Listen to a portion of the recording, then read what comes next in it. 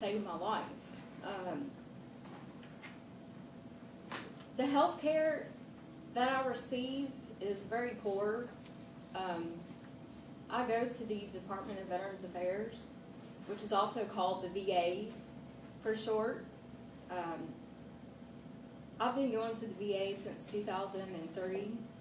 I checked in, well, actually, I went AWOL from the military because something was going on with me mentally, and I didn't know what was going on.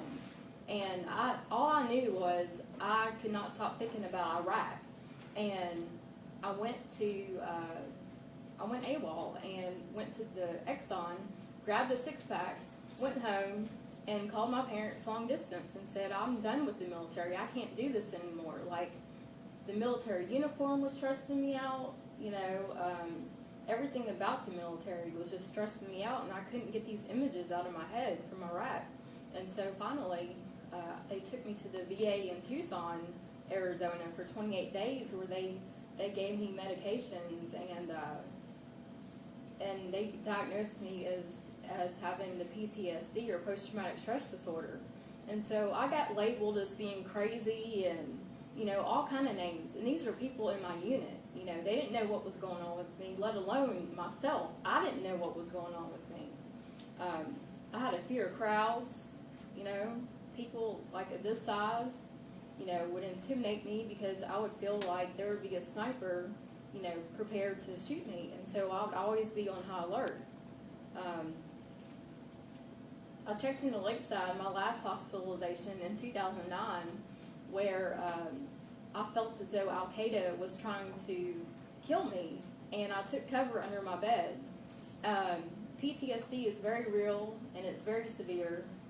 I did kick out a bulletproof window at Lakeside, and I was discharged. They put me on many medications such as Prozac, Geodone, narcotics for anxiety, and along the process, it's been up and down. It's been a roller coaster ride. Memorial Day, that was, like, holidays are different for veterans with PTSD. They're not the same. They never will be the same. The American flag will never be looked at the same. Let me go ahead and click this here.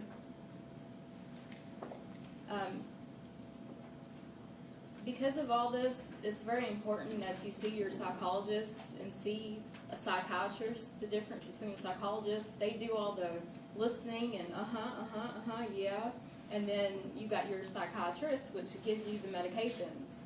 And I stopped doing both for a while, and I turned to drinking as my way of coping with, my flashbacks and my nightmares and my issues of people that had died in front of me over, in the war zone. And as you can see, it takes support groups, for PTSD. One of which I've just started recently, the Women's PTSD Support Group, which will be in effect as of September 23rd of this year, which has taken, it's way past overdue, but it's finally, here and available. I got involved with politics in 2006. I went to my first town hall meeting. I'd come back from, when I was honorably discharged from the military, I went to see Mayor A.C. Wharton, and we spoke briefly, and I thanked him for, his support, for welcoming me back, and I told him, how much Harold Ford Jr. had so much influence over Senator John McCain, because I was stationed at Davis Monthan Air Force Base, which is John McCain's state. And when I tried to call his office, I got denied, and they told me to stop calling his office. And I called my dad here in Memphis from Tucson, and we began to, the next day, whatever Congressman Ford did, he did what he did best, and you know, I had my commander come out and see me, and I had, you know, various supervisors and things of that nature to make sure that I was okay. With that being said, the town hall meetings, I was so nervous the very first time that I went before the podium. I didn't know what to say. I didn't know what to speak about. I didn't know, you know, I mean, I was before the congressman. This is like a big deal, you know, and what was I supposed to do? I'm just, you know, a public servant, you know. So I was so nervous that I lost my voice. And, you know, luckily they had a microphone, and I spoke my issues, and Marcy Thomas, the deputy director of Congressman Steve Cohen's office, was there. Randy Wade, the director of Congressman Cohen's office, was there. Billy Henry and Congressman Cohen himself was there. And I expressed these issues that I had with the Department of Veterans Affairs. And, you know, I thought to myself, how am I going to override the VA? So I went to Congress, hence the town hall meetings, to get my point across. There are also consent forms that, and I'll pass these around too, that the congressman has. If you have any problems or anything, feel free to take one, you know, and he will definitely handle your situation promptly. He's very good at that. He represents all of Shelby County. There was a scandal that broke out at the VA not too long ago, probably back in 2008, which I unfolded. And I went to Miss Marcy. I said, Miss Marcy, you know what, this VA is really getting on my nerves, or they have my blood pressure, you know, raised, and, you know, I've got to do something about this. And we faxed, she said, write a 10-page report.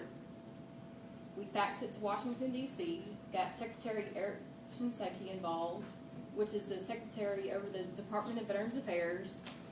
He personally came and made a visit to the Memphis VA Medical Center, and jobs were lost as a result of this.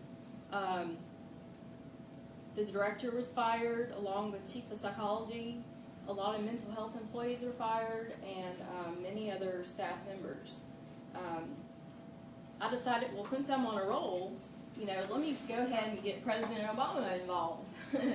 So I said, let me write a package to President Obama, and let me explain what's going on here in Memphis in the layman's terms. Let me just break it down to the president, what's going on. And he actually wrote me back. And, you know, I kept that letter. I didn't bring it with me because I didn't want to take the chance of losing it. But he did write me back, and that was, I felt like a big accomplishment because he heard me. And so he passed in 2009 with the help of Secretary Eric Shinseki at the Department of Veterans Affairs. They passed H.R. 952, which is suited for claims and the claims process for veterans. Because once you become discharged from the military and you have PTSD, it's hard to get a job because you can't take orders, you know, from people. If someone says, do this, do that, you're like, I'm not in the military. You can't tell me what to do. You know, it's a very different adjustment, the military lifestyle to the civilian lifestyle. And so anyway, you know, at this point,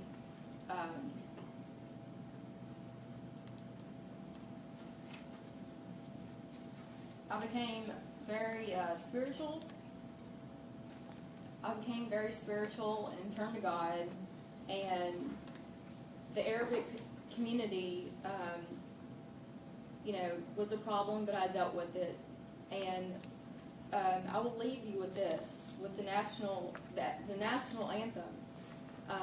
The national anthem, when I hear it, I start to cry, like at the Memphis Grizzly games.